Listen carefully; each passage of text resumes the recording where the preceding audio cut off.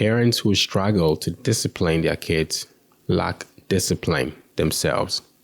Hear me out. When I meet a parent who struggles to discipline their kids, I walk away with one understanding. They are not disciplined themselves. If you are in discipline, you cannot ensure discipline in your household. And often parents who lack this quality mask it with loving their kids. It's not always that parents who avoid discipline are trying to love their kids more. That's not it. If you love your kids, you will discipline them. That's what the Bible teaches. Whoever God loves, he disciplines, he chastens. If you love your kids, you will discipline them. I believe one of the tests for loving the person is how willing and ready you are to discipline them and your value for that discipline. Now, when people hear the word discipline, they often imagine being harsh, devaluing someone. It's not about that. The choice is not between loving your child or disciplining your child. No. Discipline is on the side of love versus everything else. I have seen this in parents. It's not always that they're trying so hard. They want to be loving to the kids. They want to be understanding to the kids. It's just that they don't know how to be disciplined themselves. They are indisciplined. And if you lack discipline as a parent, good luck trying to discipline your child, because you will lack the consistency, you will lack the confidence, you lack every necessary ingredient to be able to ensure discipline. Talk to anybody who's led tens, hundreds, thousands of people, CEOs, leaders, mothers who've raised multiple kids successfully, who are serving the Lord, who are honoring the parents, who speak highly of the parents. You need to be disciplined yourself as the parent to be able to discipline your child. And I have seen parents lacking in this area. And maybe it's hard to talk about. And so the easiest thing to do is to mask it with, I don't want to crush the child's spirit. I don't want to hurt them. I don't want them to feel like I don't love them. And we hide behind all these things to coin new words to explain what new type of parenting we're doing. As far as I'm concerned, parenting is very primal.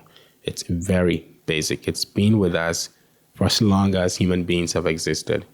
They've always been parents. Yes, there are contemporary nuances in terms of what is trending in our dispensation or generation, but parenting has always been the same. An adult who knows way much more about life than the child, who is being guided by this adult to live life in a way that gives them the best chance at doing life well and better, to be useful, not just to themselves, but to the society around them, and to honor God and serve him diligently.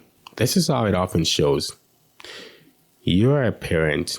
You cannot even have difficult conversations with other adults. That's how I know parents lack discipline. Parents avoid hard conversations, things that are uncomfortable, and yet they want to instill discipline in the child. Of course you can't. And those things we learn during our adult years have direct correlations in parenting. I have learned that parents who are often quick to avoid difficult conversations, who are very uncomfortable and will do everything else but have a difficult conversation, like being challenged, like challenging someone, like demanding that their boundaries be respected, or calling someone out and telling them, you've crossed the line with me. Parents who struggle to stand their ground, who lack the discipline to enforce anything in their lives, have no backbone. They're slouched. And a lot of parents can't even stand up to their own children right from age 1 all the way up. The child does whatever they want, and we call that parenting. No, that is rot. That is a parent in crisis. The parent needs a parent to be able to parent their own child. And we don't often talk about that. We assume every parent is okay. Every parent knows how to discipline. They just adopting a different approach to how they're disciplining. But what I see is most parents don't know how to discipline because they themselves are not disciplined. And like I said, you know it by interacting with them. So if you're a parent, don't avoid the much needed training of dealing with the uncomfortable, of dealing with hard. Deal with adults. Have difficult conversations. Disagree. Talk to people who don't agree with you. Be challenged. Make yourself vulnerable to be challenged. And you challenge others as well. Don't be overly sensitive about hurting people. When you stand up as an adult human being, especially as a man, you cast a shadow, whether you like it or not. And most parents are not comfortable with casting a shadow. And what I mean is, when you open your mouth to speak, when you act, when you interact with others, you have also chosen to disagree with others. And that's just as simple as that. You can't have it both ways. You can't rise up, stand up, be distinguished, have your voice established and heard, have your actions be a part of everyday life and not disagree with someone. You have to assume that the mere fact that you're speaking, saying whatever you're saying, means somebody's going to disagree with you, and that's okay. What I'm telling you now, I'm sure a lot of you will not agree with me. That's okay. Be an adult. Step out. Speak. Have a point of view. Be convicted about your own beliefs, your own values. If you can't do that, then what are you? Your individual is so diminished and bloated out, almost nothing. You can easily be replaced by anybody else. That's no life. Be distinguished. Be astute. Stand for something. You can't stand for everything. You must stand for something. Especially to my fellow men, husbands, leaders. You need this, okay? If you are going to be able to discipline your children and show discipline in your home, you must be vulnerable. Learn how to have difficult conversations. Disagree with people.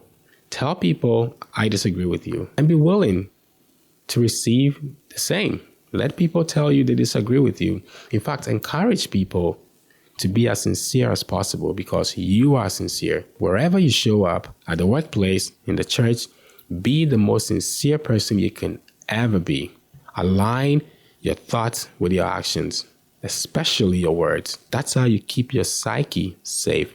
This is also why a lot of people have anxiety and depression. There is nothing more frustrating than thinking left and going right. You are disrupting your entire system, and a lot of parents out there. We say yes to things we actually want to say no to. So we have all these things around us and this illusion, this bubble of reality that is not real.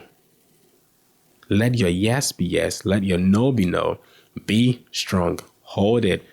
And be responsible for the outcomes of your own decisions. That's okay. That's what adults look like. That's how disciplined adults live life. If you can do that, disciplining your child will be very easy for you because you show up as you are. You're not saying this on this end and saying that on that end, and you're fighting to protect your own integrity, fighting so hard when life can be natural and simple. Be astute, be honest, be sincere. Show up with the best and most sincere person or version of yourself you could possibly present. If you can do that, stand up for your values. People will know you for who you are. Your yes will be clear. Your no will be no. Your boundaries will be so established, and people will begin to actually respect you. We often think the contrary will happen. Well, I don't want to hurt this person. I don't want to, I don't know whether they will agree with me or not. It doesn't matter. What matters is, can you stand for what you believe in?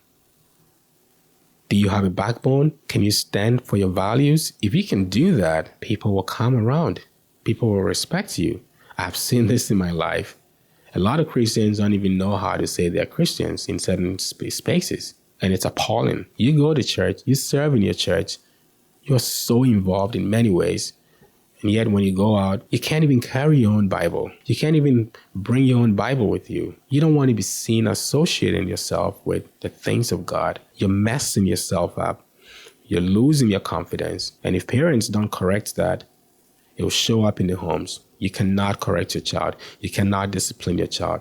Your child will be like a huge mountain before you. I've seen this in many parents. The way you defeat that mountain is by overcoming your own self first. So if you're a parent and you struggle with disciplining your child, check your own self. Do an assessment of your own life. How disciplined are you? And hold yourself to a high degree of integrity and responsibility. If you can do that, you will find success in disciplining your child or your children. And a lot of these things have to do with the kind of community you're in. If you're in a community that doesn't respect and value this sense of sincerity and honesty and transparency and vulnerability, maybe it's time to change your community. Or maybe, even if you don't want to change it, find another community that embraces that to help you. Because if you're in a community that stifles your ability to show up in your most sincere form or version, guess what? You're going to have a dual identity. Your yes will not really mean yes, and your no will not really mean no. And that's not good. You don't want that as a parent, especially when you're raising another human being. You want to be at a place where sincerity is valued, truth is valued. You can call things out. You can say, that wasn't right.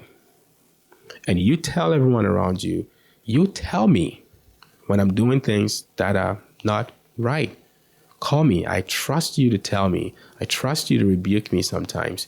We've lost that. The church can't even do that these days. Everybody is hypersensitive. You say anything about anything, and everybody flips out. There is no standard anymore. And so we're all walking around. This person doesn't like that person. And the 2-3 people are gathered here murmuring, but they can never really talk to that person. These are adults.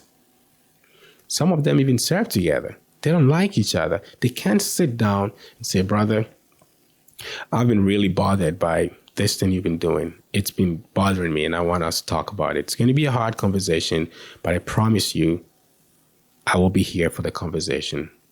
We can have that conversation and hash it out. I don't want to give it a chance to come in between our relationship. Adults can't do that anymore. Everybody is so sensitive to the point where we risk, we avoid having difficult conversations, and we rather gossip and talk here and talk there. We can't approach each other. That's not good.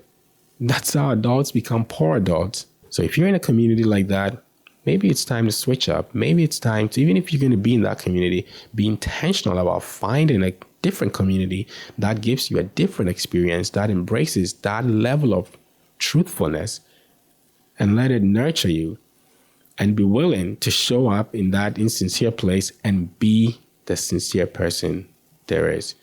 And you better also receive criticisms and feedback when people start giving you some. That's okay. There's nothing wrong with that. If you can do that, you're indirectly making an investment into your children's life. You can come back home and set the tone for what discipline would look like in your own home. Thank you. Shalom.